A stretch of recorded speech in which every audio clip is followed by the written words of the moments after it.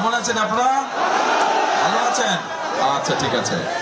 এখন এই যে একটু আগে রবিন যে বক্তব্য রাখলো, ওই রবিনকে চেনেন আপনারা? কে কে রবিনটা কে?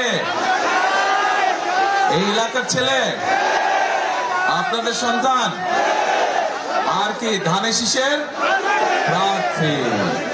রবিন যখন এখানে দাঁড়িয়ে এই এলাকার মানুষের কষ্টের কথা বলছিল, রবিন যখন এখানে দাঁড়িয়ে এই এলাকার সমস্যাগুলোর কথা বলছিল, তখন আমার কাছে মনে হচ্ছিল আসলেই রবিন আপনাদের সন্তান, আসলেই রবিন এই এলাকার সন্তান। তা না হলে এত নিখুঁত ভাবে এলাকার সমস্যাগুলো তুলে ধরতে পারে না, এত নিখুঁত ভাবে মানুষের কষ্টের কথা কেউ বলতে পারে না।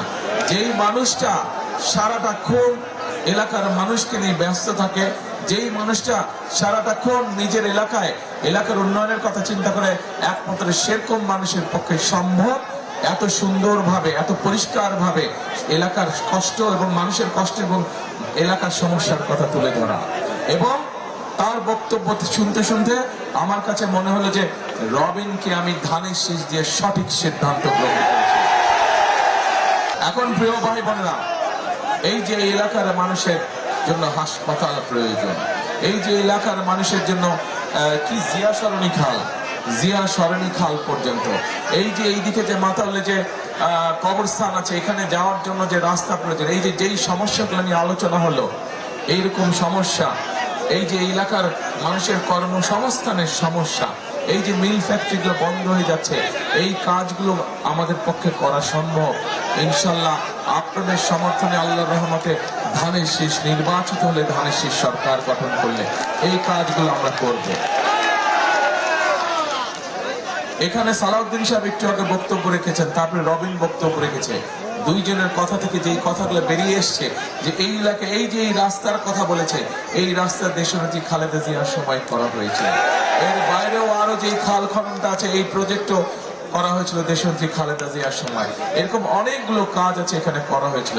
ইনশাআল্লাহ দেশনেত্রী খালেদা জিয়ার সময় বিএনপি এই এলাকার মানুষের সমস্যা সমাধানের জন্য যেই ধারা অব্যাহত রেখেছিল, আগামী দিন বিএনপি সরকার গঠন করলে আমরা সেই ধারা আবারও অব্যাহত রাখবো।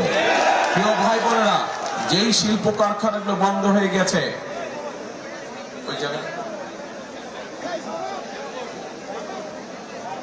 শ্যামপুর যে শিল্প এলাকা আছে, সেই শিল্প এলাকায় আমরা যে কারখানাগুলো বন্ধ হয়ে গেছে এবং একই সাথে আরো কিভাবে নতুন নতুন কারখানা তৈরি করা যায়, আমরা সেই ব্যাপারে অবশ্যই পদক্ষেপ নেব।